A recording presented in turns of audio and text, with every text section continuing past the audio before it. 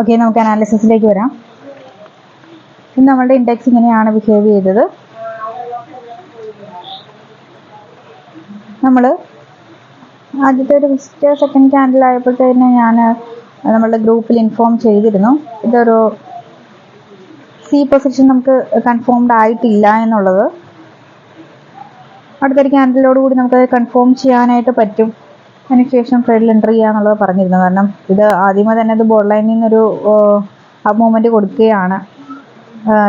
നിഫ്റ്റിയും board ലൈനിൽ നിന്ന് up movement bank Nifty കൊടുത്തിട്ടുണ്ട്.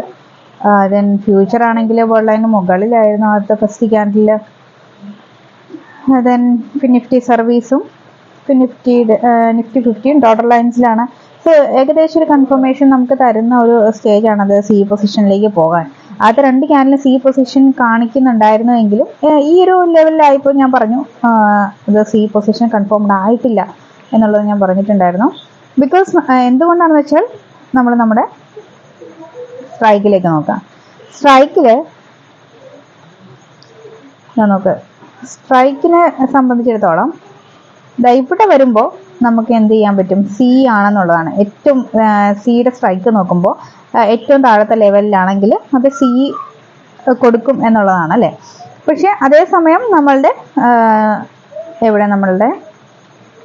മന്തിൻ്റെ സ്ട്രൈക്ക് എവിടെ ആയിരിക്കണം, ഈ മൂന്ന് ലെവൽസ് എവിടെയെങ്കിലും ആയിരിക്കണം, അല്ലെങ്കിൽ ഇതിൻ്റെ രണ്ടിൻ്റെ ഇടയിലായിരിക്കണം. ഈ മൂന്ന് ലൈൻസിലായിരിക്കണം, അല്ലെങ്കിൽ ഇതിൻ്റെ രണ്ടിൻ്റെ ഇടയിലായിരിക്കണം. ആ മന്തിൻ്റെ സി നമ്മൾ നോക്കുമ്പോൾ ഇവിടം വരെ വന്നിട്ടുള്ളൂ. അതായത് ഈ ലൈനിലല്ല, ഈ ലൈനിലല്ല, ഈ ലൈനിലല്ല, ഇതിൻ്റെ ഇടയ്ക്കും അല്ല. സോ അവിടെ നമുക്കൊരു കൺഫർമേഷൻ ഉണ്ടായിരുന്നില്ല.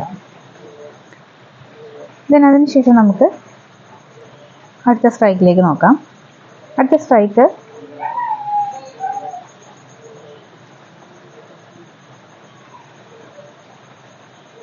നമ്മൾ നോക്കുമ്പോൾ ഈ ഒരു ഫസ്റ്റ് ക്യാൻഡിൽ എന്ന് പറയുന്നത് നമ്മളുടെ ലാസ്റ്റ് ഡോട്ടർ ലൈൻസിൽ നിൽക്കുകയാണ്. അവിടുന്ന് താഴത്തേക്ക് പോന്നിട്ടുണ്ട്. സോ ഇത് നമുക്കിവിടെയും കൺഫേംഡ് ആയിരുന്നില്ല അല്ലേ. എന്തെങ്കിലും കൺഫർമേഷൻ നമുക്ക് കിട്ടുന്നുണ്ടോ? കാരണം ഇത് ഈ ലാസ്റ്റ് ഡോട്ടർ ലൈൻ ക്രോസ് ചെയ്ത് താഴത്തേക്ക് പോന്നിട്ടുണ്ടായിരുന്നു. ഇവിടെ ആണെങ്കിൽ മന്തിൻ്റെ സ്ട്രൈക്ക് ആണെങ്കിൽ ഈ ലെവലിൽ എത്തിയിട്ടുണ്ടായിരുന്നില്ല. ഓക്കെ, അപ്പോൾ ഇത്രയും പൊസിഷനിലായിരുന്നു ഇത് നിന്നിട്ടുണ്ടായിരുന്നു.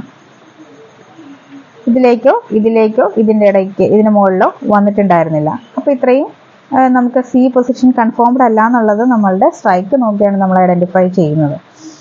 ദെൻ ഇവിടെ പി പൊസിഷനിലേക്ക് നോക്കുമ്പോൾ പി പൊസിഷൻ ഏറ്റവും മുകളിലത്തെ ലെവൽ നിൽക്കുന്നത് കൊണ്ട് നമുക്ക് എന്ത് ചെയ്യാൻ പറ്റില്ല. എപ്പോഴും ഇവിടെയാണെങ്കിൽ നമുക്ക് എപ്പോഴും നല്ല കൺഫർമേഷൻ, അല്ലെങ്കിൽ ബോർഡ് ലൈനിലാണെങ്കിൽ കൺഫർമേഷൻ പറയാൻ പറ്റുള്ളൂ. ബോർഡ് ലൈനിന് മുകളിലേക്കുള്ളത് ഒരു വൺ ഡയറക്ഷൻ മൂവ്മെൻറ്റ് മുകളിലേക്ക് കൊടുക്കാം, അല്ലെങ്കിൽ അവിടെ തന്നെ കൺസോളിഡേറ്റ് ചെയ്യാം എന്നൊക്കെയുള്ള സ്റ്റേജസ് ആണ്. അല്ലാണ്ട് നമുക്ക് ഒരു കൺഫർമേഷൻ പറയാൻ പറ്റില്ല. അപ്പോൾ ഇവിടെ സി പൊസിഷൻ കൺഫേംഡ് അല്ല. ദെൻ അതിനുശേഷം ഞാൻ പറഞ്ഞിട്ടുണ്ട്, ക്രോസ് ചെയ്യുകയാണെങ്കിൽ അത് എവിടം വരെ പോകുന്നുള്ള ക്രോസിംഗ് ലെവൽസ് ഇന്ന് തന്നിട്ടുണ്ടായിരുന്നു. നോക്കൂ, ബാങ്ക് നിഫ്റ്റി ക്രോസ് ചെയ്തിരുന്നു. ബാങ്ക് നിഫ്റ്റി ക്രോസ് ചെയ്തു ഏറ്റവും ലാസ്റ്റ് വരെ, അതുവരെ കൺസോളിഡേറ്റ് ചെയ്ത് തന്നെയാണ് നിന്നത്. ഒരു പി പൊസിഷൻ അവിടെ ഉണ്ടായിരുന്നു. ആ പി പൊസിഷൻ ആദ്യത്തെ ഒരു 4-5 ക്യാൻഡിൽസിൽ ആ ഒരു പി പൊസിഷൻ ഫോം ചെയ്തിട്ടുണ്ട്. അതിനുശേഷം നല്ല കൺസോളിഡേഷൻ ഉണ്ടായിരുന്നത്. നമുക്ക് ബാങ്ക് നിഫ്റ്റിയിലൊക്കെ ട്രേഡ് ചെയ്തവർക്ക് നല്ല ലോസ് സംഭവിക്കും. കാരണം കൺസോളിഡേഷൻ സംഭവിച്ചു കഴിഞ്ഞാൽ നമുക്ക് ഒട്ടും തന്നെ ഏൺ ചെയ്യാനായിട്ട് സാധിക്കില്ല. അങ്ങനെ കൺസോളിഡേഷൻ സംഭവിച്ചു താഴത്ത് നമ്മളുടെ തന്ന ക്ലോസിംഗ് ലെവൽസിൽ വന്ന് ടച്ച് ചെയ്ത് റിജക്റ്റ് ചെയ്തിട്ടുണ്ട്. നിഫ്റ്റി ആണെങ്കിൽ നല്ല കൺസോളിഡേഷൻ തന്നെയാണ് അല്ലേ. ക്രോസ് ചെയ്ത് ഒരുപാടൊന്നും താഴത്തേക്ക് വന്നിട്ടില്ല, അവിടെ തന്നെ നിന്ന് കൺസോളിഡേറ്റ് ചെയ്തു. നിഫ്റ്റിയിലും ഇതുപോലെ കുറച്ച് ക്രോസ് ചെയ്ത് പോകുന്നതിന് ശേഷം പിന്നെ കൺസോളിഡേഷൻ ആണ് സംഭവിച്ചിട്ടുള്ളത്.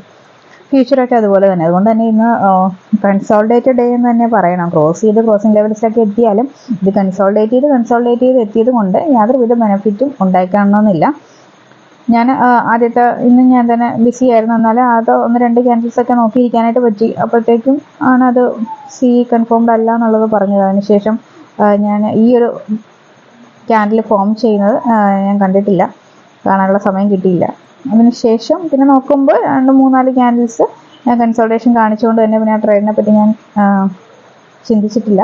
ഇവിടെ വരുമ്പോൾ ഒരു ട്രേഡ് എടുക്കാമെന്ന് ഞാൻ വിചാരിച്ചു. ഞാൻ ഇവിടെ പ്രതീക്ഷിച്ചത് ഒരു 2.25 റേഞ്ച് ആകുമ്പോൾ ഇതിവിടെ വരും എന്നാണ്. പക്ഷെ അത് 2:45 എത്തിയിട്ടുണ്ടായിരുന്നില്ല. അതുകൊണ്ട് തന്നെ അവിടെയും ട്രേഡിലേക്ക് എൻ്റർ ചെയ്തിട്ടില്ല.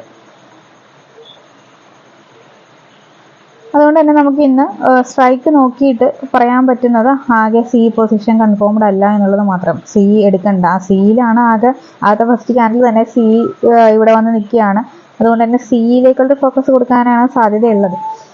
പക്ഷെ ആദ്യത്തെ ഫസ്റ്റ് ക്യാൻഡിൽ തന്നെ ക്ലോസ് ചെയ്ത് പോന്നിട്ടുണ്ട്. ഒട്ടും നമ്മളുടെ മന്തിൻ്റെ സ്ട്രൈക്ക് നമ്മൾ പറഞ്ഞ ലെവൽസിൽ എത്തിയിട്ടും ഇല്ലാത്തത് കൊണ്ട് കണ്ട നിഫ്റ്റി ഒന്നും അവിടെ വന്നിട്ടേ ഇല്ല. ബാങ്ക് നിഫ്റ്റി പിന്നെ കുറച്ചും കൂടെ എടുക്കാനുള്ളതെന്ന് പറയാം.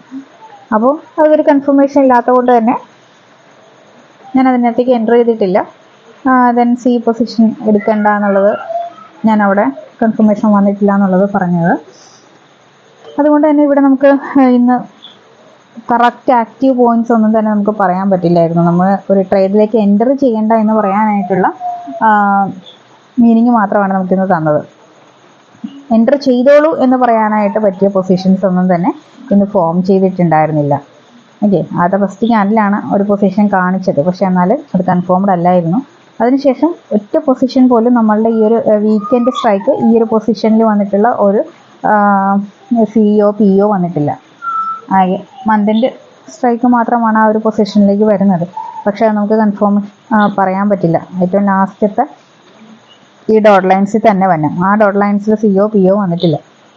ഒരേ ഡയറക്ഷനിൽ പിഇ പോയിട്ടുണ്ട്. അതിൻ്റെ മന്തിൻ്റെ എത്തുന്നവരെയൊക്കെ അത് നിന്നിട്ടുമുണ്ട്. അതിനുശേഷം നല്ല കൺസോൾട്ടേഷൻ അത് കാണിച്ചിട്ടുണ്ട്. എന്തായാലും നമ്മൾ പറഞ്ഞ ക്രോസിംഗ് ലെവൽസിൽ ബാങ്ക് നിഫ്റ്റി അതിൻ്റെ ഏറ്റവും ലാസ്റ്റ് ക്രോസിംഗ് ലെവൽസ് വരെ വന്നിട്ടുണ്ട്. അപ്പോൾ ഈ ഒരു റേഞ്ച് നമുക്ക് കണ്ടുപിടിക്കാൻ പറ്റും. പക്ഷേ ഈ റേഞ്ച് എന്ന് പറഞ്ഞാൽ കൺസോൾട്ടേഷൻ സംഭവിച്ചു കഴിഞ്ഞാൽ ആ റേഞ്ച് കൊണ്ട് നമുക്ക് യാതൊരുവിധ പ്രയോജനം ഇല്ലാത്ത രീതിയിലേക്ക് ആയിപ്പോകും. അപ്പോൾ കൺസോൾട്ടേറ്റഡ് മാർക്കറ്റ് ആണോ അല്ലേ എന്നുള്ളത് നമുക്ക് സ്ട്രൈക്ക് നോക്കി പിന്നെയും കുറച്ചും കൂടെ ഐഡൻറ്റിഫൈ ചെയ്യാൻ പറ്റും കേട്ടോ. സ്ട്രൈക്ക് നോക്കുമ്പോൾ നമ്മളിത് മറ്റേ ബാങ്ക് നിഫ്റ്റിയുടെ സിയുടെ സ്ട്രൈക്ക് നമ്മൾ നോക്കുമ്പോൾ നമുക്കത് നിഫ്റ്റിയുടെ സിയുടെ സ്ട്രൈക്കിലേക്ക് നമുക്ക് നോക്കാം. നിഫ്റ്റിയുടെ സിയുടെ സ്ട്രൈക്ക് നമ്മളോട് ഇത് ക്രോസ് ചെയ്ത് താഴത്തേക്ക് പോയി ഇവിടെ നിൽക്കുകയാണ്. അപ്പോൾ അവിടെ ഒരു ഗ്രീൻ ക്യാൻഡിൽ ഫോം ചെയ്യുന്ന കാണാം. അപ്പോഴത്തേക്ക് നമ്മൾ വിചാരിക്കുന്നത് സി ഫോം ചെയ്യാൻ പോവുകയാണെന്ന് വിചാരിക്കും. അപ്പോൾ നമ്മൾ പിയുടെ സ്ട്രൈക്ക് കൂടെ നോക്കിയേക്കാം. പിയുടെ ഈ ഒരു വീക്കെൻഡ് സ്ട്രൈക്ക് ഒക്കെ മുകളിലത് ഏറ്റവും ഹയസ്റ്റ് പൊസിഷൻ വന്നിട്ടുണ്ട്. പക്ഷേ മന്തിൻ്റെ സ്ട്രൈക്ക് നോക്കി പിയുടെ മന്തിൻ്റെ സ്ട്രൈക്ക് നോക്കുമ്പോഴത്തേക്കും മുകളിൽ നിന്ന് താഴത്തേക്ക് തന്നെ ബോൾ ലൈൻ ടച്ച് ചെയ്യുന്നതാണ് കാണുന്നത്. ഒരു സാധനം ഒരു ഡയറക്ഷൻ വന്ന് ബോൾ ലൈൻ ടച്ച് ചെയ്താൽ തിരിച്ചൊരു റിയാക്ഷൻ. അതിപ്പോൾ താഴത്തുനിന്ന് മുകളിലേക്ക് എറിയാലും താഴത്തേക്ക് തിരിച്ചൊരു റിയാക്ഷൻ ഇങ്ങനെയുള്ളതാണ്. ഒരു ശരി ഇടുന്ന പോലെ ഇരിക്കും. സോ ഇത് അതുപോലെ തന്നെ രണ്ടാമത്തെ ക്യാൻഡിലൊക്കെ ആയപ്പോഴത്തേക്കും ബോൾ ലൈൻ ടച്ച് ചെയ്തിരിക്കുന്നു. അപ്പോൾ തിരിച്ചൊരു പി പൊസിഷൻ ആക്റ്റീവ് ആകുന്നോ ഇല്ലയോ എന്നുള്ളത് നമുക്ക് ശ്രദ്ധിക്കേണ്ടിയിരിക്കുന്നു. അപ്പോൾ ഈ ഒരു റേഞ്ച് വന്നതുകൊണ്ടാണ് എന്ത് ചെയ്യുക. അപ്പോൾ അവിടെ സിക്കും ആക്റ്റീവ് ആകുന്നൊരു പോയിൻ്റാണ് കാണുന്നത്. അതുകൊണ്ട് തന്നെ നമുക്ക് എന്ത് ചെയ്യാൻ പറ്റില്ല, അതവിടെ സിനെ കൺഫേം ചെയ്യാനായിട്ട് പറ്റില്ല. ഓക്കെ, അപ്പോൾ പി സംഭവിക്കാനുള്ള സാധ്യതകൾ ഇവിടെ കാണുന്നു, സി സംഭവിക്കാനുള്ള സാധ്യതകളും കാണുന്നു. സോ അതുകൊണ്ടാണ് ഇങ്ങനെ വരുമ്പോഴാണ് കൺസോൾട്ടേഷൻ സംഭവിക്കുക. അതുകൊണ്ടാണ് അവിടെ കൺസോൾട്ടേഷൻ വന്നിട്ടുള്ളത്. നമ്മൾ സി കൺഫേംഡ് ആണെന്ന് പറഞ്ഞാൽ സി എടുക്കാൻ പോകുന്നതിന് മുമ്പ് പിയും കൺഫേംഡ് ആണോ അല്ലയെന്ന് നമ്മൾ നോക്കിയേക്കുക.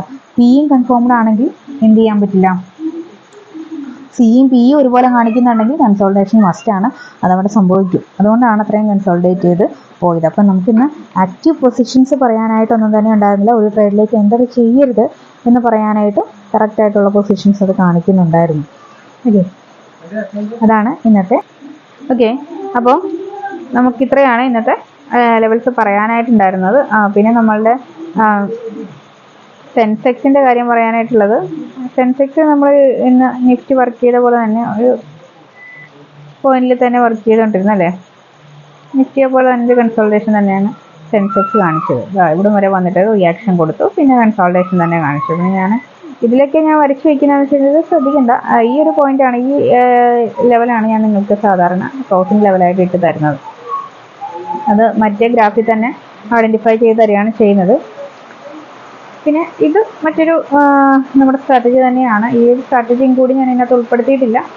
ഇതും കൂടെ വന്നപ്പോൾ ഇതാ നോക്കുക, ഈ ഒരു സ്ട്രാറ്റജി പ്രകാരം ഈ ഒരു ലെവലിൽ വന്നപ്പോൾ സെക്കൻഡ് ക്യാൻഡിൽ ഫോം ചെയ്തപ്പോൾ ഞാൻ പറഞ്ഞു അത് ഒരു ഡേഞ്ചർ സോൺ അവിടെ ഉണ്ട് എന്നുള്ളത്. അതായത് ഇതിന് മുകളിലേക്ക് സി പോയാലേ സി സംഭവിക്കുള്ളൂ. നിഫ്റ്റി ഏകദേശം മുകളിലേക്ക് പോകാനുള്ള ശ്രമമൊക്കെ നടത്തി. പക്ഷെ മൂന്നാമത്തെ ക്യാൻഡിലായപ്പോഴാണ് നിഫ്റ്റി കറക്റ്റ് എന്ത് ചെയ്യാൻ തുടങ്ങിയത്, താഴത്തേക്ക് ഇടിഞ്ഞത്. അപ്പോൾ നമുക്ക് പിന്നെ സീനെ പ്രതീക്ഷിക്കേണ്ട എന്നുള്ളത് നമുക്ക് അവിടെ ഉറപ്പിക്കാം. സോ ആ ഒരു സ്ട്രാറ്റജി ലെവല്, അതായത് നമ്മുടെ ഓൺലൈൻ തന്നെയാണ്, വേറൊരു മെത്തേഡിൽ കൂടി അത് ചെയ്യുന്നതേ ഉള്ളൂ. നിങ്ങൾക്ക് ഈ ഒരു ലൈനിൻ്റെ ആവശ്യമുള്ളൂ. ബാക്കി ഇത് ഞാൻ ഇതിൽ വരികയാണെങ്കിൽ ഞാൻ വോയിസ് ഇടാറുണ്ട്. അല്ലാണ്ട് ഇത് എല്ലാം കൂടി നിങ്ങൾക്കത് ഒരുമിച്ച് കൊണ്ടുപോകാനായിട്ട് പഠിച്ചെടുക്കാനായിട്ട് ചിലപ്പം അത് ഫോളോ ചെയ്യാൻ പറ്റണമെന്നില്ല. അതുകൊണ്ടാണ് ഞാൻ ഈ ഒരു ലെവൽ തരുന്നത്. ഒരുപാട് വരകളാകുമ്പോഴത്തേക്കും കൺഫ്യൂഷൻ വരും. സോ നിങ്ങളിപ്പോൾ പഠിച്ചിട്ടുള്ള അത്രയും വരകളുമായിട്ട് മുന്നോട്ട് പോയാൽ മതി. എങ്കിലും നമുക്കത് കൺഫേം ചെയ്തെടുക്കാൻ പറ്റുള്ളൂ. പതിയെ ഐഡൻറ്റിഫൈ ചെയ്ത് വരിക. ഇവിടെ ഒരു സി പൊസിഷൻ, ഞാൻ ഈ ഒരു സ്ട്രൈക്ക് കൂടെ എടുത്തിടുന്നതാണ്. സി അല്ല, പിയുടെ സ്ട്രൈക്കാണിത്. പിയുടെ സ്ട്രൈക്ക് ഇവിടെ ഒരു സെക്കൻഡ് ക്യാൻഡിലൊക്കെ നമുക്ക് പി എടുക്കുകയാണെങ്കിൽ നല്ല മൂവ്മെന്റ് ഉണ്ട്. കണ്ട് ഇങ്ങനെ ഈ ഒരു ഫാറോട്ട മണിയിൽ ചെയ്യാന്ന് വെച്ച് കഴിഞ്ഞാൽ ലിമിറ്റ് ഓർഡർ ഇടാൻ വേണ്ടിയിട്ടാണ് കേട്ടോ. ഫാറോട്ട മണിയൊക്കെ എടുക്കുമ്പോൾ റിസ്ക് ആണ്. കറക്റ്റ് പോയിന്റ് ആണെങ്കിൽ മാത്രമേ എടുക്കാൻ പറ്റുള്ളൂ. ഇതന്നെ കണ്ട 100% റിട്ടേൺ ഒക്കെ എന്തായാലും കിട്ടും കറക്റ്റ് പൊസിഷൻ ആണെങ്കിൽ. കണ്ട 20 രൂപയുടെ ബാങ്ക് നിഫ്റ്റിയുടെ പിയുടെ സ്ട്രൈക്കാണിത്. 20 രൂപയ്ക്ക് എടുത്തിരുന്നെങ്കിൽ അത് എത്ര വരെ പോകും? 60 രൂപ വരെയൊക്കെ പോകും. കാരണം നമുക്കൊരു 40 രൂപ 100% റിട്ടേൺ പറയുമ്പോൾ 20 എടുത്ത് 40 വിൽക്കാം, അത്രയിലേക്ക് വരും. അത് ഈ കറക്റ്റ് പൊസിഷൻ ആയതുകൊണ്ടാണ്. ആ കറക്റ്റ് പൊസിഷൻ ആണെങ്കിൽ നമുക്ക് എന്ത് ചെയ്യാം, 100% റിട്ടേൺ ആയിട്ട് ഇറങ്ങാം. അത് ഫാറോട്ട് മണി ആണെങ്കിൽ അങ്ങനെ പറ്റുള്ളൂ എന്നുള്ളത് കൊണ്ടാണ് അതിൽ കാണിച്ചേക്കുന്നത്. ഓക്കെ, അപ്പോൾ സ്ട്രൈക്കിൻ്റെ ഗ്രാഫുകൾ വേണ്ടവർക്കൊക്കെ കോൺടാക്ട് ചെയ്യാവുന്നതാണ്. ഓക്കെ.